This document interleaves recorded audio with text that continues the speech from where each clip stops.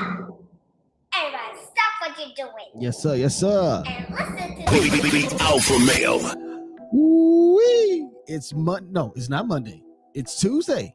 Yes, sir. What's going on, everybody? You already know what time it is. It is me. He is I, and I'm him. I am he that they call the AlphaMale. Happy 404 day here in the ATL. Yes, sir. Yes, sir. Look here, everybody. Listen, I am super excited for today's show. Make sure that you guys tune in to me on all of my social media sites and connections and things of that such, man. There's so much stuff that we got to talk about because it's been a minute. It's been a short little minute since I have been with you guys, since I've talked to you guys, since I've spent some time with you. Came in, I dibbled and dabbled, stepped in from time to time, but really excited for today as I turn my music down. Two special interviews for today's episode. So I want you guys to please stay tuned for those because really big, really big. Just really cool, really big, interviews that I'm really excited about, but before I get any further, before I jump into anything, before all of that, always want to make sure that everybody is following me on all of my social media pages, all of my different social media sites and connections and things of that such. If you want to get personal with me on my Instagram page, not too personal though, but you want to get personal enough, you want to see where I started, you want to see my friends, my family, stuff like that, check me out there at radio, the number 6_ Raheem. If you want to get down with the sports tip, you want to listen to all the sports, what's my happenings and all that other good stuff, you can check me out here on AlphaMale Sports, all one word, AlphaMaleSports. And hey, too, more than just this podcast, I have to be honest, I'm doing more than just one podcast. So make sure that you guys are checking me out. Also on Date Night with Walton Ray. Those that I'm telling you, we got some stuff coming up for you guys. So please, I say it 3 times because I mean it. Stay tuned to that because I'm telling you, it's gonna be dope. And then of course you can always catch my wife, my beautiful wife, good_jeans_. That is good_jeans_. Shouts out to everybody in the ATL right now. It's 404 day. 404 day. April 4th is 404 day. Now, just some light news, man. What's crazy is with 404 day, as we live in what is called the greater Atlanta area, a lot of people are like, well, this area is Atlanta and this area is Atlanta. If your number does not display 404 or 678, and I think 770 is still a phone number. If not, please hit me in the chat. Let me know. But I think 770 is still somewhat of a phone number in the city. But if it's anything outside of that, nah, you're not Atlanta. And I've heard that there are some other surrounding cities that got, their own area codes now, which is interesting how that works. But anyway, besides all of that, it's National 404 Day. I feel as though it should be a national holiday, just being completely honest. I think it should be a national holiday because Atlanta influences everything. As you can see, I got my Atlanta Braves uniform, or not uniform, but my regalia, because of course opening day is coming April 6th. That's this week. So if you guys haven't got your tickets, if you plan on getting tickets, please stay tuned and make sure that you guys are ready for this season. The Atlanta Braves were expected to win the World Series again last year. They did not. I guess we're 2 years removed now. This is the second year. So 2 years removed from our World Series championship down in Houston, which was a great experience. I was happy for our Braves. I remember where I was when it happened. I was laying in bed getting ready for the next day. But yeah, I mean, the Braves are, Braves season is starting up and it's a pretty exciting time right now. And so stay tuned. We do have my buddy Lee, aka the Plug, stopping in to talk to us about Braves country. And I'm also going to talk a little bit about Benedict College, because today is also, I'm giving credit and paying homage to Benedict College because that is my alma mater as well as my buddy Lee's alma mater as well. And I'm repping the Falcons if you haven't seen my mug before. But anywho, moving forward, of course, last night was a major deal. And really the last 2 nights, if you get what I'm saying, because of course it was the national championship.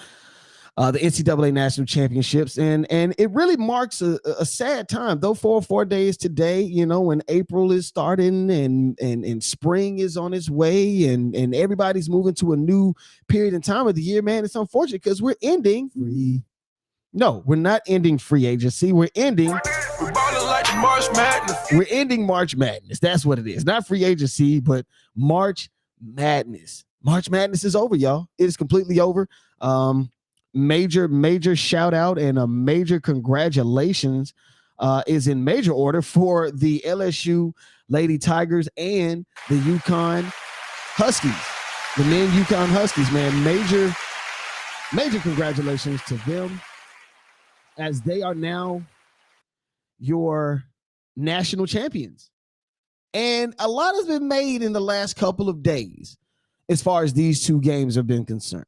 In my opinion, the ladies has been a little more intriguing, if you will. A few more storylines that you want to kind of hold on to. We'll dabble in these really quickly, before we get to the Lamar Lewis interview. And as you can see right here, you got Angel Reese, who is, I guess, what everybody has made out to be taunting to Caitlin Clark, but we'll get into that, okay? Because that's a whole nother thing in it. But as far as the X's and O's, the Janes and Joannas, you know what I'm saying? Like the players itself, it was a good game. And my wife and I, we watched the NCAA tournament as far as the women's side a little closer this year, because I'm be that I talk about Benedict College today, and I talk about Benedict College often. You can't say Benedict College without the University of South Carolina, because literally they're right within an arm's length of each other. And I know whenever we were successful, USC would come over and share in our success. And whenever USC was successful, we would go over there and share in their success as well. So I was definitely pulling for, Coach Staley and Ashley Boston and all of those players there, because I was like, hey, if they can do it again, it was said that they could arguably be one of the best female college basketball teams ever. And that's a big deal in the women's side of things, because as you know, the UConn women Huskies have always kind of been a perennial powerhouse, or in basketball terms, blue bloods. So we know that now this is a very interesting situation, because the expected teams that were expected to get there weren't. And that's on both ends, male and female. We expected Alabama. We expected Gonzaga. We expected all these different teams to get to the national championship, and they didn't, but that's okay. Now, back to the women's side of things. LSU was in year 2 of a rebuild. Now, pointing something out as far as rebuilds are concerned, that's a tough thing to do. Not only to generate success, but generate success in a rebuild in such a short time. So again, major shouts out to them. But the game itself, again, was very interesting, because it wasn't the key players. It wasn't, though we were paying attention to the key players, it wasn't them that made the game what it was. Okay, that makes sense to you guys? Let me know in the chat. But I know that the game itself started to take a turn, or change, if you will, when the reserves for LSU started to get in. And, the second team that got in, because they got to a slow start. LSU got to a very slow start against Iowa. Caitlin Clark, she jumped out there early from 3. I'm talking logo shots within the first quarter. So LSU took a backseat almost, but once the second team got in, that was the crazy part about it. After receiving harsh criticism from their coach, Kim Mulkey, the reserves, their lack of contribution in the Final Four game versus, I want to say it wasn't Maryland, because Maryland played against, I think it was Maryland. No, I'm sorry, it was Virginia Tech. Though, it was tough for them to basically step up against them, because, Virginia Tech had LSU's number. In my opinion, I thought LSU was going to lose in that Final Four game versus Virginia Tech, but Jasmine Carson, Samaya Smith, and Last Tier Poe all left the game with 0 combined points in that very first game, that Final Four game versus Virginia Tech, who was a 1 seed. And so they got a lot of harsh criticism from their coach, Kim Mulkey, the one with the flashy uniforms and stuff on the sideline. But LSU's bench outscored Iowa 30-8 in this game. 22 of those points came from Jasmine Carson, better known as... That's our LSU Ice Spice. LSU Ice Spice. You the truth. LSU Ice Spice. I guess she could get a new nickname. Jasmine Carson, she really was the person that kind of showed out for the LSU Lady Bayou Bengals. She showed up with 22 points, three rebounds, 1 assist, and that is off of 22 minutes of playing time. Now, she went 5 for 5. Get it? 5 for 5 from the 3-point line. So she was incredible coming off the bench. She's a senior, helping her team win and helping her team get to, what is the pinnacle. Now, back to this. A lot of stuff has been made about this particular thing, which is annoying to me for a few reasons. And I'll go through them. First, you can look at the self-expression, right? Angel Reese is really, she's excited. She's about to win a national championship. No one in the United States, no one in America, no one in the world can take that away from her. Not only that, but again, they counted them out and you were playing again, like shit talking happens. Let's just put it like that. Shit talking happens on the field of combat, if you will. It happens. So in order for people to have had so much to say about Angel Reese's actions during the game, you're completely foolish, in my honest opinion. I mean, we can obviously see Caitlin Clark in previous games charging other players, not necessarily charging them or like actually physically going after them, but she told one of the other mess talkers from Maryland.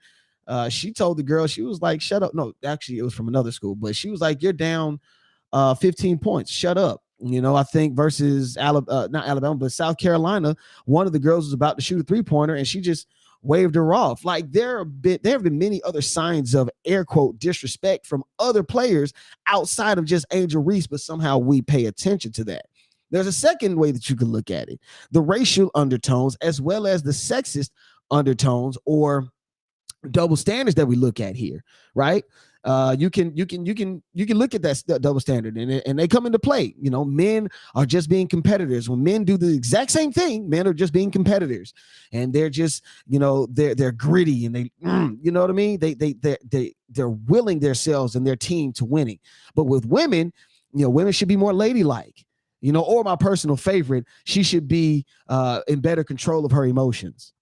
Sports are inherently an emotional game. So how can you tell somebody to be in better control? Now, if somebody's just hauling off, tagging people in the face, and hitting folk, yeah, anybody should control their emotions. But if a woman is to express herself in a certain way that gets her excited about the game that she's playing, she should be able to do that without anybody scrutinizing her.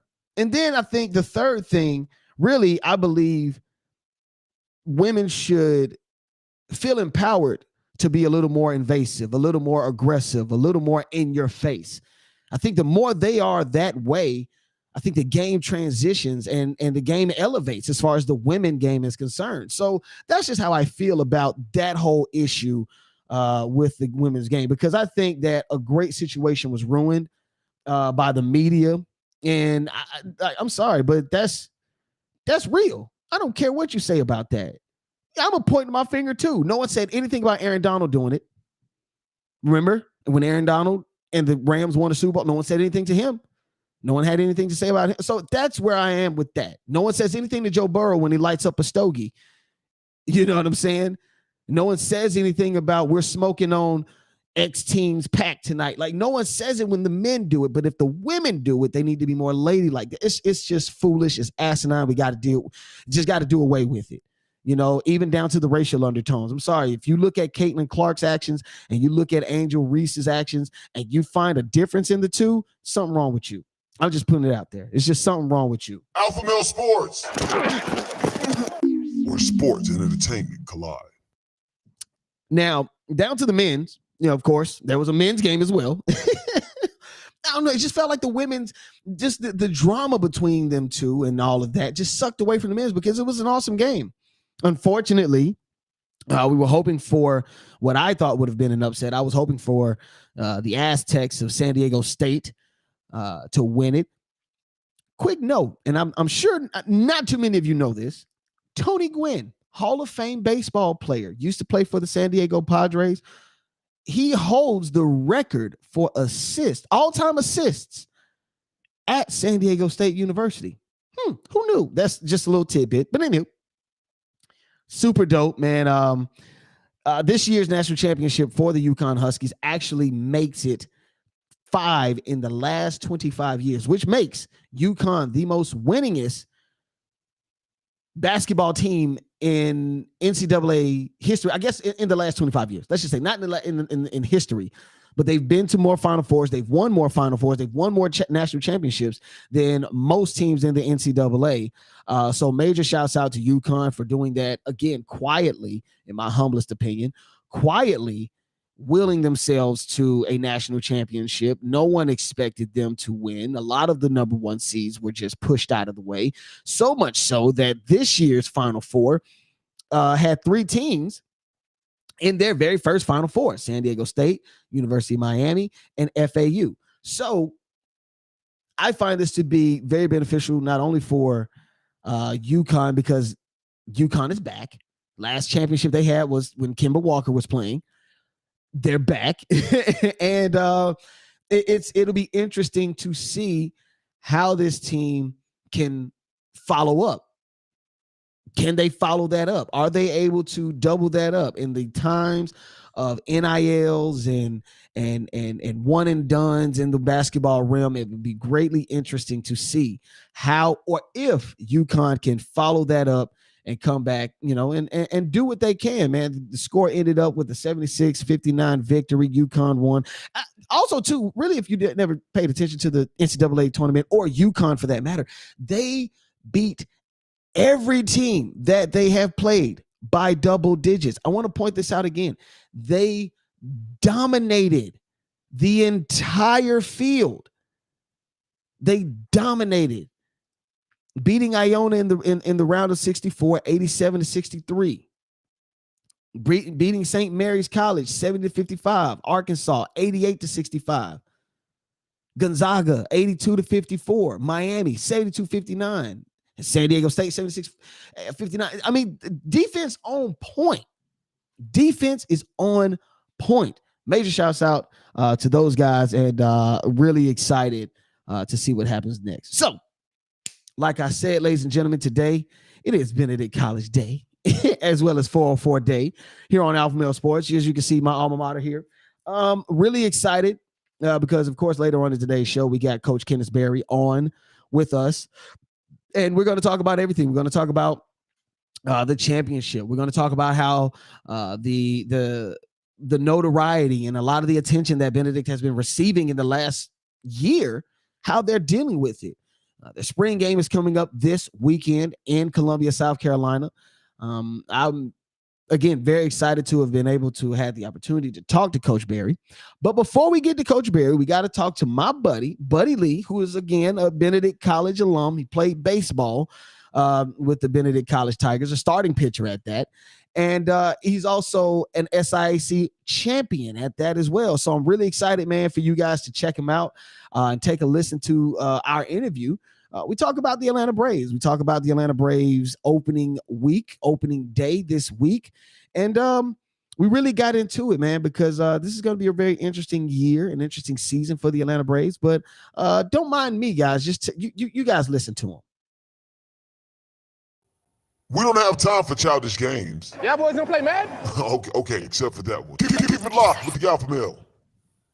What's going on, everybody? Welcome back to AlphaMale Sports. Listen, it's Walter Pollard. Yes, the AlphaMale. You already know what time it is. It is me. He is I, and I'm him.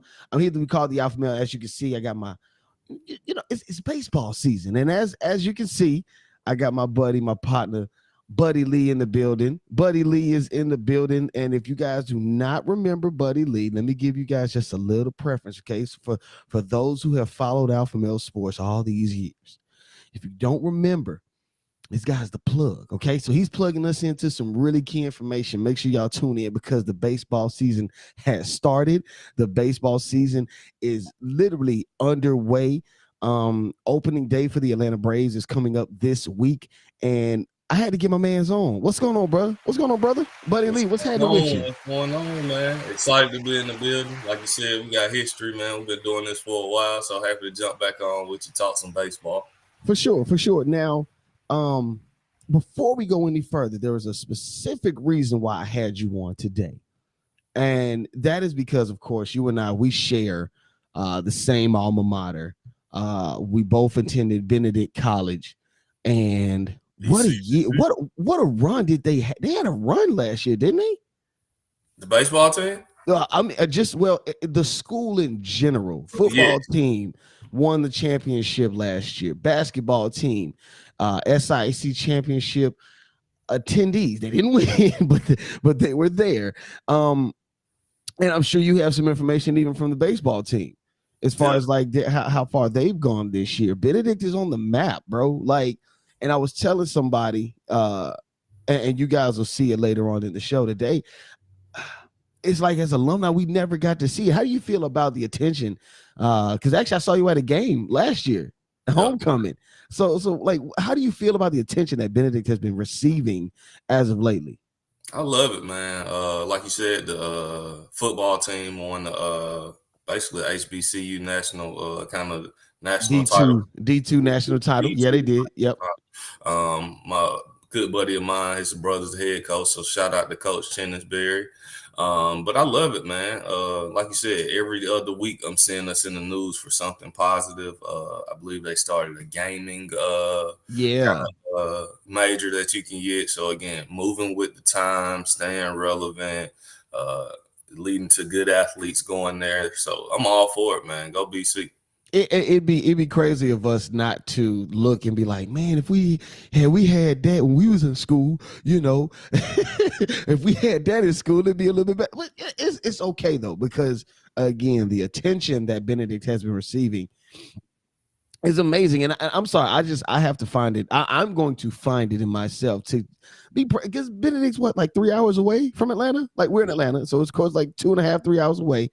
We got to just pop up. Me and you, Lamar, we got to do one of our old school homecoming, homecoming crashing event. You know how we did at Tennessee State last. Hop in the whip, you know what? Hop in the whip and pull off. Now, the reason why I called you on today. Okay. The reason I called my boy on today is because, again, it's baseball season. But before we go any further, I want to make sure that everybody's able to follow you on Instagram. Make sure that everybody follows my man, buddy Lee Lamar Lewis on Instagram at IamIzzle24. IamIzzle24. Tell us about Braves Country really quickly, brother, because we know coming off of a year where it was almost expected that we would repeat. Unfortunately, that did not happen. But, you know, you look in the standings and the Braves are still top 2, top 3, top 5 in the entire major leagues and expected to win it all again this year with some added people, added players on the roster now. And the Braves look totally different than the championship Braves. What can you tell us about Braves Country right now? What is the atmosphere like in Braves Country? The excitement is crazy. The team, I mean, I know this just from an outsider perspective, but they got a waiting list for season tickets. I was calling the other day and like, wow, there's a waiting list for season tickets. I don't think that has ever happened. So the excitement is there. I went up there the other day. They had a kind of like they showed the away game on the TV screen. You had a bunch of fans in there. So the excitement is crazy. And it's because we have a really good team. As you said, it looks a little different than that 2021 championship team, which will forever be in Braves allure. But right, for sure. Alex has not stopped working. And his team, the whole baseball ops team, they have put together a great product. We lost Dansby in the offseason, so there was a bunch of fray about that. But Orlando Arcia has stepped in and has balled out the first 5 games. There's a lot of talk of the rookies, the younger guys getting that shortstop position. But Arcia, the vet, came in, handled business, and he's been balling for us. change at catcher. Well, we kept Darno, but we added on Sean Murphy. Shouts out to Travis Darno. Yep, and Darno's balling again. Yeah, one of for the sure. best hitters. I mean, he's going to end up in the Braves Hall of Fame with this 5 years that he did with us. But they added some defense. Not sure if everybody knows, but they got the new rules with how many times a pitcher can pick off, the bigger bases. So it's imperative that we get that elite defensive catcher. So we got to have Sean Murphy for that. Pitching is strong. Freed, I mean, he's out with a hammy right now, but he's going to be our ace. Strider, second year, nothing but heat, 99, 100. So we're strong in the bullpen. He added some pieces there, some lower name guys that people may not know, but have had success in the past coming back from injury. And Alex is always good at finding those bullpen pieces. So, yeah, we're strong, man. And if you don't know who Alex is, if you're not picking up who he's speaking of, the Atlanta Braves general manager Alex Anthopoulos, again, who is in charge of orchestrating. You know, I always tell people when new inductees to this sports realm, people who don't necessarily know a lot about sports in general, I always try to tell them, when it comes down to general managers, they are like the people who get the groceries. You got your coaches, those are your chefs, and the GM is the person that gets the groceries. Now, going back to what you had brought up, which was some rule changes in Major League Baseball, we know that with these rule changes, it becomes, it's a different game. And I'll say this, last year, the rules committee implemented a pitch clock for pitchers, and now that pitch clock has even gotten shorter. And the game has gotten shorter. The game is a lot more quicker. The game is, I guess, more fast paced. How do you feel is this going to affect maybe the Braves, teams like the Braves, who are traditionally a powerhouse in Major League? How does that affect the way teams play? Does it change gameplay? Does that change strategy? You being a college baseball player, how does that change the game of baseball? Because we know it to be long. It's a long game. Yes. And so the pitch count, it seems as if it has sped up the game, and it's almost made it an offensive friendly type of environment. Like, give us a little more detail about that. Okay, so I think it varies for each team, just depending on the type of players you have, but it's definitely a different game. With the pitch clock, it does speed things up. The biggest thing I've seen is people just worried about those intense moments when it's later in the game, those kind of famous times when got Kirk Gibson hurt his leg, needing to step out to regroup himself, shouldn't have been playing, but then steps back in, hits the game-winning home run. How do you feel about it, though? Just again, as a former player, let's put Lamar Lewis on the mound, and let's say it's the top of the 8th inning in the NLCS. How do you feel knowing that your time is being cut short and shorter and shorter while on the mound? How does that make you feel? So me personally, well, I can understand a quicker game. I'm a traditionalist, so okay. I've never been one that's like, oh man, this game needs to hurry up. So as long as it's a good game, now again, blowouts are completely different. But when it's a good game, I don't mind those extra seconds of a pitcher. And as a pitcher myself, again, just having a couple moments just behind the mound to regroup yourself, kind of think through your at bat. Like I said, it's a thinking man's sport. So being able to think through kind of exactly how you want to attack, the strategy behind it. But all in all, with it speeding up, knowing the younger generation likes things very. We do. The younger generation. I like it. Again, yeah, I'm not a baseball guy. I'm an enthusiast, but I can't say that I'm an aficionado like you are. You've played at a high level.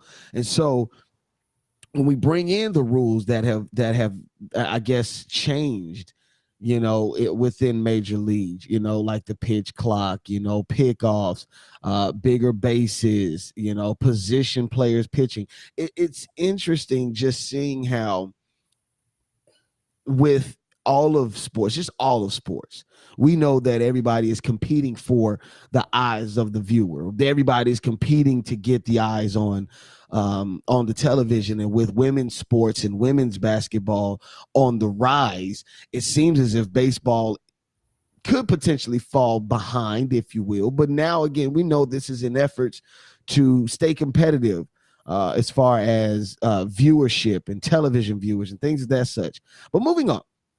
Let's move on a little bit further because I don't want to harp on, the changes about baseball because it's still baseball. Okay, the bats are still out there.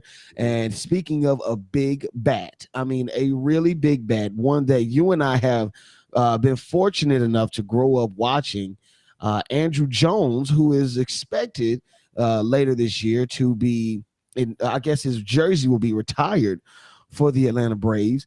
You and I shared a message over Instagram a few hours ago, last night, if you will, in regards to him. Should he be in Cooperstown by now? Yes. Okay. All right. 1,000% yes. I know that the Baseball Hall of Fame is completely different than basketball and football. So with baseball, help me understand, why has he not been inducted yet? And why do they only put in 2 and 3 people per time in Cooperstown? Help me understand that. So they're sticklers. I think the biggest case against Andrew is his latter years. So his latter years, they've been able to hold against him. When he was headed to the Dodgers and playing with the Yankees and stuff like that. Okay. They're saying he didn't sustain long enough as an elite hitter. So harping on his batting average, how much he struck out, et cetera, et cetera. But the defense was there, and that's the confusing part. The defense was there. He was a perennial Gold Glover, a defensive phenom, specifically in his earlier years when he was playing at Fulton County Stadium. I don't get it. Why not? I don't get it either, man. I mean, like you said, the impact alone. I was talking to my buddies the other day. He's got numbers comparable. I mean, the Gold Gloves, he's up there with the most of all time. But just his impact alone and what he meant for baseball, and for, even though he's not African American, even knowing the impact he had on African Americans and making baseball cool. Again, it's a slow sport. Andrew's flair out there. I heard Walt Weiss talk on the broadcast last night. He basically redefined center field. The way he played so shallow and start taking singles away. We had never seen that, somebody coming up on the ball like that, making diving catches forward on line drives, and then still have the ability to go to get a ball at the wall. And he's got the famous over the catch where he jumps on the wall, makes the catch. Even from how young he started, being in the World Series. And what, like 19 years old, right? 19 years old. Right. Again, the story tells itself. Feel like you can't define baseball in the 90s without Andrew and Chipper Jones. So again, I guess it's just going to be part of the process, but it's no way they're going to let him not make it in. Okay. And this is just me being ignorant, but I can't say that because we all know who they are, the gatekeepers. We can't say that they won't not let him in. It's almost as if we can only just sit back and wait. Because you look at other players like, say, for instance, Dale Murphy. That has always been an Atlanta thing where we wonder why Dale Murphy has yet to be placed in Cooperstown. We know that, again, like you say with Andrew Jones, his latter years started to be held against him. Same with Dale Murphy.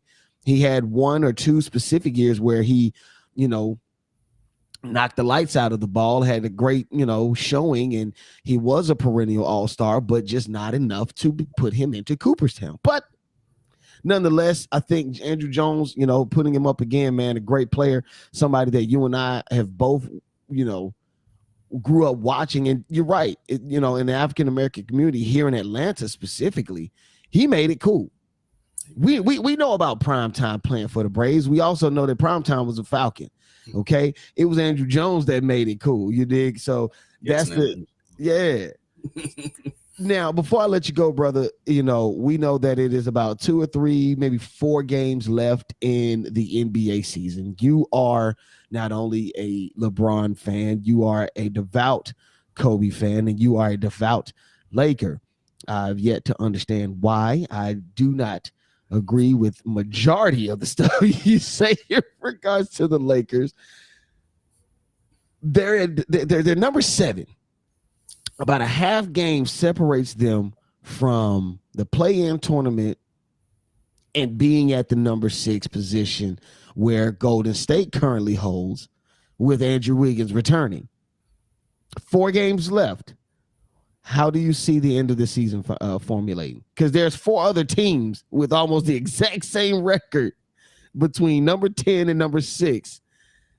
It's the West is bunched up. It's like a weird paper ball. Like, what do you see your Lakers falling in that mix? The 5 seeds right there too. So look at the optimism. Look at the optimism in this guy. This is amazing. Please continue. I see us in that top 6, to be honest with you. We're playing lights out right now. The past 20 games, best defense in the league. AD is playing up to the AD that we expect as far pre-injured AD. Yes, bringing it on both sides of the ball, working in LeBron back, and just the mix that we have of players to put alongside them just matches their skill set. From shooters with Malik Beasley, D'Angelo Russell, the defense with Vando, Dennis Schroeder coming off the bench, hounding people. So we just got a complete team, man. And then everybody who's in front of us, we have the tiebreaker over the Warriors. We play the Clippers on Wednesday. So it's right in front of us. And I believe they really want that time off, not to have to play in the play-in game. For sure. To rest those old bones. So old bones is putting it lightly. Just being complete. I mean, we all see how the Lakers have made the adjustments. And at first glance, it's like, oh, okay, they got to look at them, check them out. LeBron's not playing, but they're doing well. In my opinion, my humblest opinion, I feel like Vanderbilt might be the game changer for the Lakers. He's been almost like a Swiss Army knife. He's been the person that is not afraid to set the tone for the team so that LeBron does not have to do that. So there's one point that I do agree with you there. As far as the West is concerned, we might see somebody come out of the West that we had no expectations of seeing. I still feel as though the Warriors are not only the team to beat, but the most dangerous team in the West, just putting it completely honest. Steph and Clay can still shoot and light it up at whatever time they choose. Draymond Green, if you saw the latest game when not the latest, but if you saw the game where they played against the Pelicans, Draymond Green has this innate ability to tap into a team psyche, twist it all around and make it to where it benefits Golden State. It's so uncanny how this happens. So watching how the Western side of things pan out is going to be quite interesting. The East side, I swear that's Atlanta out of me. But the Eastern Conference is a little more cut and dry. It's a little more cut and dry. So it's slightly interesting how this thing's will play out, but I am excited to see, where your Lakers fall into the mix, where my Hawks fall into the mix. We're obviously in the play-in tournament, but it is what it is, ladies and gentlemen. You already know what time it is. It is me. He is I, and I am him. I am he that they call the AlphaMale. We're going to take a quick break, and we'll be right back. Well, I'll be right back. My man, Buddy Lee, he has some things he got to take care of. But, hey, man, we got to get you back. It's going to be a long baseball season. October is a few months away, so we'll definitely have you back, sir. Man of the people, I'll be back. That's what I'm talking about. Ladies and gentlemen, y'all know what time it is. It is me. He is I, and I am him. I am he that they call the AlphaMale, and we'll be right back.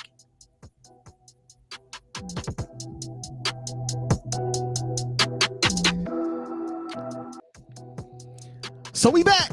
We are back. Yes, that was the interview with myself and also a BC alum, Buddy Lee. Shouts out to Buddy Lee, man, for stopping in. So heading out of that break, we were talking about the play-in tournament, talking about the playoffs, LeBron, and all these different things. Right now, I pulled up, what's left of, and it is 4 games left in the season. For most teams, if not all. I know right now, if I look at the standings, Milwaukee Bucks at 1, Boston Celtics at 2, Philly at 3, Cleveland at 4, New York Knicks at 5, Brooklyn is at 6. And the best part about this is the bottom 4. That is like, that's the play-in tournament. The bottom 4 will make up the play-in tournament. And as it looks right now, the Toronto Raptors are the first of the 4 teams in the Final Four. Ironically, they're the first of the 4 teams to get their play-in tournament bid. But you also have Chicago, who's at 38-40. You have Toronto's at 39-39. Atlanta, who's also dead even at 39. And then you have the Miami Heat, who has somewhat of a gap. The 41-37. Now, what's interesting is first game, of course, you got the Heat taking on the Bulls. If the season were to end today, if that were to be the case, of course, the Bulls will automatically be eliminated. The Heat will then, you know what I'm saying? Well, the Heat will automatically advance. The Bulls will lose, but then they'll have one game left if they have the opportunity to play into the playoffs. But anywho, the East is sort of, I would say, in my humblest opinion, the East is very cut and dry. They have, who's going to basically, I wouldn't say make it in, but who has the better opportunity to do so. And so with that, the East is just cut and dry. We know what to expect. We know what to get out of it. So I think as it stands, I think the East will turn out to be exactly the way I see it. Barring any team, having a late push. And again, it's 4 games left. I don't know if any team will have late push. I know a lot of these teams will probably have people sitting and stuff like that. So it's just the East is what's kind of confusing, but the West is the most interesting part, because as I look at it right now, Denver, of course, Memphis, Sacramento, and Phoenix all hold the top 4 or 5 spots. Yeah, top 4. There's at least 2 games separating Phoenix from the Clippers. Where it gets interesting is the half game separation between 5 and 6 and 7 and 8. Okay. There's a half game separation between the Clippers, Golden State, the Lakers, and the Pelicans. Now, here's how this gets to be quite interesting, because this is where the last 4 games of the season really start to play a part in everything. Because if I look at it right now, the Clippers, they just lost to the Pelicans, who of course, they are at 40-38. Had the Pelicans lost, they would have been at 39-40, which would have put them in tied with the Minnesota Timberwolves, who's at the number 9 position. Everything about this positioning stuff really matters, because if you find yourself in a play-in game and you lose one, you're going to basically be facing elimination completely. So you don't want to do that. And for those who have had somewhat of a rough season, you do want to get into the play-in, because that gives you an opportunity or life or a chance. But with the Clippers, lost to Pelicans already. You got LA tomorrow at 10. Then you take on Portland and Phoenix, which is the last game of the season. Now, Phoenix, you might get the reserves. Phoenix is already, again, in the playoffs, not in the play-in. So depending on how they fare, they might rest their players towards the end of the season, towards that final game of the year.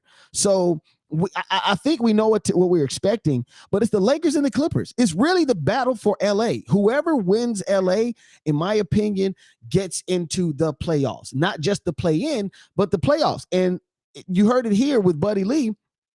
He's really rooting for the LA Lakers. He's a Laker fan, a LeBron fan, a Kobe fan, really, traditionally.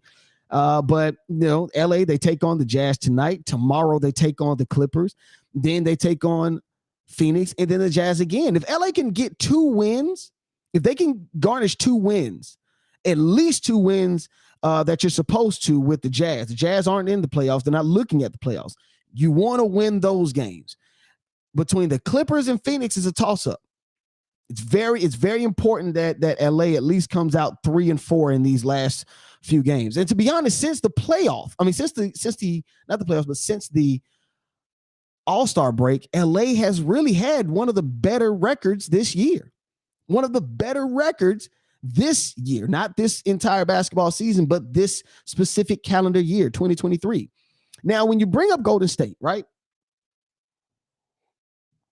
You are listening to AlphaMale Sports. When you bring up Golden State, the thing with Golden State is that they are the champions. They are the champions. They are the defending champions. So we can't take that away from them. And they will be the defending champions until someone dethrones them. Now, the way I see it with Golden State is that they hold them. They have their destiny in their hands. You have Andrew Wiggins returning back. Steph and Clay can shoot it. I just said it with Budley. They can do whatever they want with the ball at any time if they so choose to. They are still legends. Clay still has about a year or two left in him. I know Steph probably has about 4 or 5. And Draymond, as long as they're there, he's there in my humblest opinion.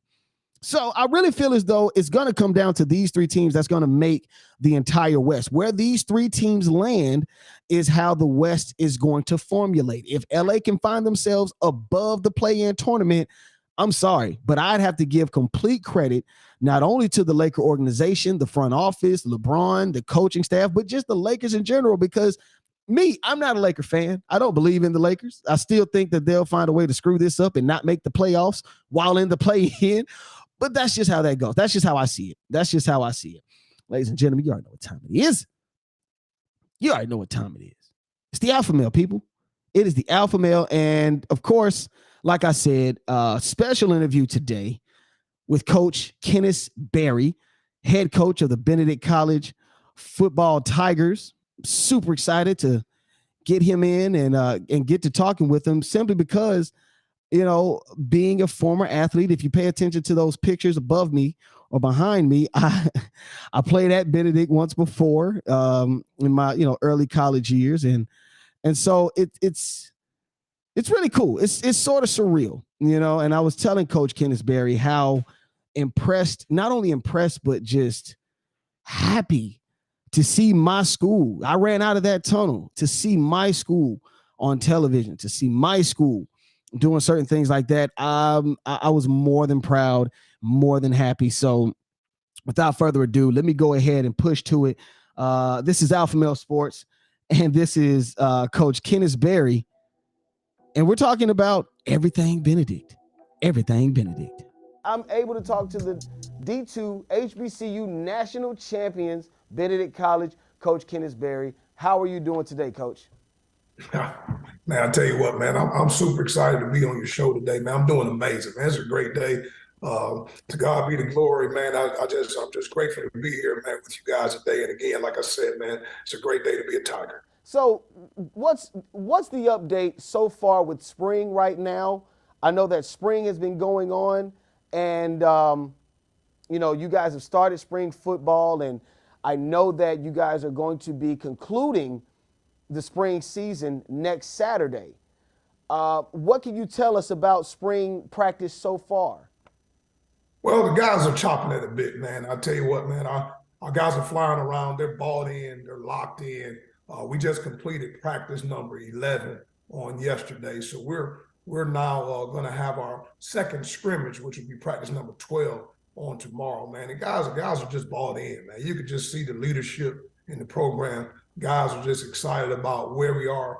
And again, there's some growth that needs to happen. Obviously, in spring ball, you don't have the numbers that you typically have in the fall. So depth is the issue right now. But I think the guys that are getting their reps are maximizing their reps, man. We have our defense is really, really flying around. Our defensive staff is all intact. They're all returning. And we got a couple of new guys on the offensive side of the ball in terms of coaches. But ultimately, at the end of the day, I think we're getting 1% better every day. And I like where we are as a football team. Coach, I'd be remiss if I didn't go back into last year and talk about last season, because it was a monumentous occasion. It was a season that not only turned heads, but it dialed in a lot of eyes to the television, something that I have not experienced, again, as a student and as an athlete at Benedict College. You guys were on ESPN multiple times throughout the season last year. You culminated last year with an 11-0 record. 11-1 record, 7-0 in the conference. But unfortunately, it ended to a team like Wingate, who seemed to have had experience within the D2 national championship playoffs. Do you feel like you guys might have left anything on the table? Well, it was a lot of learning lessons, man, through it all, man. We had a philosophy all year after reading the book that we read as a football team called Chop Wood, Carry Water. It talks about just falling in love with the process of becoming great. Don't worry about the end goal. Surrender the outcome and just be 1-0 and be great every day. And we feel like if we can do that, man, we like our chances at the end. So, we had that philosophy the whole entire year. Just be 1-0 every day. And then each week, we didn't worry about like mid-season. I guess we were around 5-0. We didn't, when people asked us those questions, we didn't really say 5-0. We just said 1-0, baby. Just trying to be 1-0 every week. And then when we got into the playoffs, man, ultimately at the end of the day, it was a lot of learning lessons. We know where we have to get better as a football team. That was our first time ever being in the playoffs, and the kids really learned a lot about that. And that's kind of motivating them through this offseason in the weight room. Through spring ball in the classroom, them guys are really, really motivated to be able to get back to see if we can get a little bit better on the next go round. Now, Coach, after last year, you've been a very, very busy man, as we've all seen. The Legacy Bowl, you've brought, the coaching staff from Benedict to the Legacy Bowl, putting them on a national stage. Not only did you do that, you won the Legacy Bowl, which is a good time. They poured the Gatorade over your back again, which is always a good experience. How are you handling all of the attention that you have been getting along with the Benedict College Tigers? How have you all been handling all of this media coverage that you guys been getting? I tell our young men and our coaches, just stay humble and hungry. 2022 was great to us, man. You can't take it away. It's hard. I've been coaching a long time, man, and it's hard to go undefeated in the regular season, man. So, just a great year. Guys really bought in, and we had a successful season. But, it's a new year. Same mission, new team. New team, but same mission. The mission doesn't change. The mission is to go 1-0 every week. But, yes, we have been getting a lot of media attention, a lot of things that Benedict College deserves and our young men deserve. Because they work very, very hard, the student athletes, man. They have to go to class. They got to go to study hall. They got to go to the weight room. And they're representing Benedict College every day. So when they do that, they deserve the fruits of their labor. So no knock on that. We want to, definitely be appreciative of all the love and, with the State House and just all the things that history has been made at Benedict College. Yes, it has. One thing they can always say that they were part of the first, and we accomplished a lot of firsts, but it's a new team.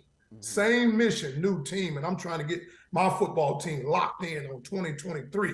Nobody cares about 2022 anymore. At least the opponents don't. So we got to get locked in on 2023 and get our young men focused on the task at hand, and that's to be 1-0 every single day. So obviously, you are instilling what I know to be a mindset. You're building a program which, again, speaking for most, if not all alumni, is much appreciated and very much, we thank you, just to say that off the top. I'm going to go through some names really quickly because there's been, again, this is so dope because I get an opportunity not only to just kind of praise you in front of everybody, but list out the superlatives because, again, as a former athlete, I'll keep saying this for some reason, but as a former athlete and as a former student, we were not used to seeing players along with our team getting accolades and different superlatives throughout the year. So let me just go through some names real quick. And just give me the first thing that comes to your mind when I list out these names, okay? That works? Solid. Lebert Danilius, first team All-American, D2 All-American. Man, listen, Luber Danilius, amazing. Awesome. Luber Danilius. Go ahead, Coach. My apologies. He's amazing, not only just as a football player. Obviously, he's a talented individual, but he's an amazing young man. He's a man of God. He makes all A's. He's a 4.0 student. So he's not only winning on the field, he's winning off the field, and he's winning in the game of life. And I tell people all the time, man, we're not just trying to win games, man. We're trying to win souls. And this man right here, man, he's on our leadership council. I can talk on and on about Luber Danilius, and he makes practices a little hard to be able to block him in practice because he's a game changer and he plays an amazing motor and amazing energy. It's hard to get that offensive game plan off the gate when he's messing up all the plays and whatnot. So I can see how that goes around. Maurice Campbell, second team D2 All-American. Big Mo. Big Mo's a great young man. I had him at Southern University, man, and he was able to he had 1 more year eligibility, and he believed in the process and trusted the process and transferred to Benedict College. And, he had a great year, and he had an amazing year. So I'm grateful for Big Mo believing and trusting in our process and choosing Benedict to help us win the first ever SIC championship. All right, last one, honorable mention, Tyler Pritchett, offensive lineman. First of all, before we go any further, again, offensive line, you have built this team from the inside out. And as a coach's son, yes, I am also the son of a football coach. What I've known throughout my history in football is that you don't win without the trenches. You don't win without the defense and offensive line. And again, you have three players that have been mentioned as All-Americans. Tyler Pritchett, what do you have to say about that young man? Fantastic person. Another man is a man of God, man. This young man, he sends me old school gospel songs, man, because we listen to gospel music before we start our meetings in the morning. Right. So he'll send me one, man, and every other week, man, he'll send me one. But another young man that's amazing. He trusted the process as well, man. He transferred from another institution as a grad transfer. And a lot of these young men, they trusted in us, and they got a chance to, work on their master's degree as well as get a chance to play their last year eligibility. So, he maximized it. And both of those last two young men you just said, which is Tyler Pritchett and Marcus Campbell, got a chance to finish their career at the Legacy Bowl. So we're excited about that as well. But you said a mouthful when you said build your team from the inside out, man. I'm a firm believer in that, man. And, if you're going to build a football team and you're going to win consistently, and I'm talking about a program, not just a winning team, you better make sure your offensive line and defensive line are well coached up, and you have the right people in the trenches, man. And how we build it here at Benedict, we kind of build it like they're building in the NFL. We're going to put, a lot of our scholarship dollars into offensive line and defensive line and at quarterback and at cornerback. So, because you got to be able to cover them. You got to be able to have a quarterback that can manage the offense, but you also better have some offensive line and defensive linemen that can be able to run the football and stop the run. Now, you might not see it necessarily with me. You could, if I stood up, you would see the issues we had back in 2007, 2008. Again, I was an offensive lineman. I'm only 5'10". I'm only 5'10". And as you can see, you got big trees. You got really big trees on the offensive defensive line. I'm thoroughly impressed. And you said it. You said also on the corners. You need guys on the corners. And I'm sorry, Elijah Smith was somebody that I've been paying attention to since last year. Okay? Since last year's homecoming, I've been paying attention to number 20, Elijah Smith, who, in my opinion, seemed to be like a shutdown corner for Benedict, who was also one of the 6 players that you brought with you to the HBCU Legacy Bowl. He was able to also get some type of national notoriety. And I say this to you with all types of humbleness, Coach. Is there a chance or an opportunity that Benedict College could see its first player enter into the NFL this year? Well, first let me touch on OJ a little bit. Elijah Smith, first of all, when you talk about a player, the first thing comes to mind is a football player. I mean, he's just a player. Yeah. He really played our rover for us. He's really a safety. He didn't play corner. He played rover. And he just was a football player, man. He was all over the place, made tackles all over the field. And he's long, man. You're talking about he's 6'3", 200 pounds, that can run, that can hit, can cover, man. So we're excited about the year that OJ had. But, guys got an opportunity to go showcase themselves at the Legacy Bowl in front of all 32 teams. And like I told those guys, man, the opportunity of a lifetime only lasts the lifetime of the opportunity, man. The opportunity was right now. No opportunity wasted. And those guys got a chance to go to the Legacy Bowl and got a chance to work out in front of all 32 teams. And like I tell them, man, only one team has to like you. All 32 don't have to like you. Only one team has to like you. It's man. impossible for you to play on all 32 teams. Forward. You're absolutely right. You get one chance in life to make a first impression. You don't get a second or third chance. You get one chance. And I thought all of those guys that got a chance to play in that game gave themselves a chance to make a great impressions on those NFL scouts. And the beauty now, man, with the classes that are coming out now, it's not even really about the NFL. I know they all have a dream to play in the NFL with all these other leagues, man, with the XFL, the USFL, the CFL. Man, if these guys have the talent, these scouts will find them. And I believe all of these young men have the talent to play football past Benedict College. Hey, Coach, what they always say, the eye in the sky don't lie. As long as you can put it on the tape, somebody's going to be able to see you do it, correct? Man, listen, the eye in the sky don't lie. And I'll tell our players, this is in the front of our team meeting room. You are what you put on film. There's not anybody else. Somebody might say, well, man, that's not me. No, that's you. So again, you are what you put on film, so you better give amazing effort each and every play. Hey, that wasn't me, Coach. I was on the other side of the field. Listen, I was there. I was there. I know what it's like on those film sessions Sunday morning. Coach, before we get out of here, it's a couple other questions I want to tag on because, again, Benedict has been in the news. Every time I turn on my computer, I start looking up different schools. Benedict is right there on the head. You had some losses last year, not losses as far as game-wise, but players have left the team. You have one player, Eric Phoenix, quarterback, who has entered the transfer portal, who has had a historic year at Benedict, and I know that you guys wish him well. You also have another coach that has also left Benedict, who is going on to the NFL, and who has actually moved on, Coach Saxton. I'm sorry, Coach Kevin Saxton. Kevin Saxton Jr., he's moved on. He is now coaching with the champion, the NFL champions, Kansas City Chiefs.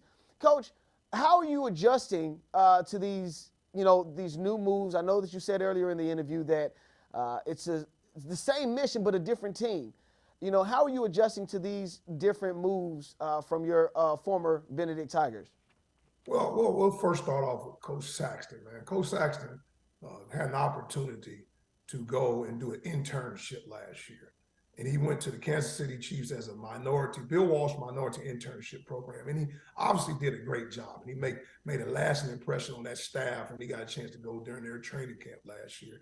And he did a great job while he was here. I tell our guys all the time, man, listen, man, you have to take advantage of every opportunity you get. All right, be the best you can be and where you're at. Bloom where you're planted. And he did a great job here for us and helping us build a championship football program. And I keep using the word program because we don't want to just have a good football team.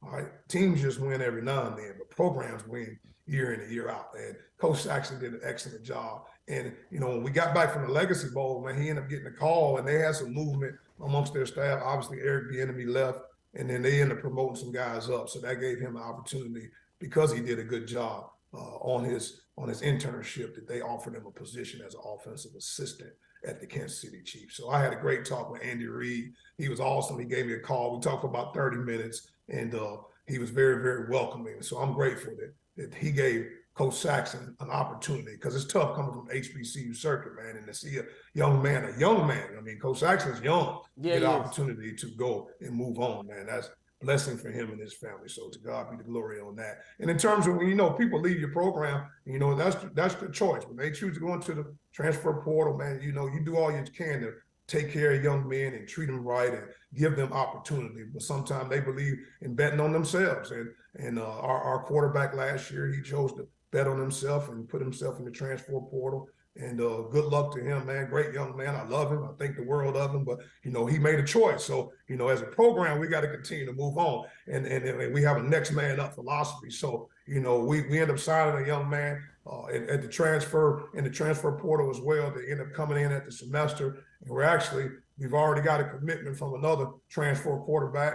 And we're probably going to take one more. So we're going to let those guys go compete in the summer and in training camp and let the chips fall where they may. And like I tell them, man, it don't take as a quarterback, man, all you got to do is manage the offense. You don't have to. There's enough playmakers around you, man. You don't have to do anything extraordinary. Just come in and be a great leader and manage the offense and move the football as we go and be a great ambassador to Benedict College football. So like I say, we wish both of those guys the best. We definitely do. We love each and every one of them, but ultimately at the end of the day, Benedict football is going to continue to go on, and we got to go on the right way by doing things the right way and just trying to go 1-0 every single day. Coach, 16 new signees on signing day. 16 new signees on signing day. Obviously, like you say, it's going to be a next man up. Going through some of these guys, I see a couple QBs. I see some DBs, some wide receivers. So very expected for you all to reload, as we would all say. Reload and not recharge or or redo. We see that you guys are reloading and again, just really excited to have this conversation with you because we know next year is, like you said, same mission, new team. Coach, I really appreciate you stopping by and talking with the AlphaMale. Just one request. When I get up there for homecoming, you got to hop for me one time. Me and my Alpha brothers will come to the Q plot. I'm looking for you. So after the game, I'll be at the Q plot waiting on you, Doc. Hey, man, root to the Qs, man. But I done hung up my boots, man. I'm the Omega man. Oh, no, he done hung the boots up. He done hung the boots up. That's all good. We'll have a good time. I can't wait to come up and speak to you, Coach, personally. Thank you for stopping by the AlphaMale, and we look forward to seeing you later on, Doc. Hey, man, God bless you, man. Appreciate you having me, man. It's a great day to be a Tiger. Go Tigers. God bless. God bless. Ladies and gentlemen, you already know what time it is. It is me, he is I, and I am him. I'm he that they call the AlphaMale. As you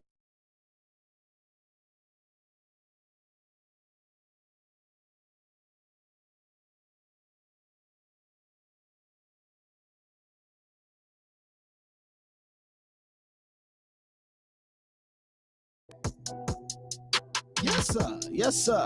Yes, sir. Of course, that was Coach Chennis Berry. Chennis Berry, head coach of the Benedict College Tigers.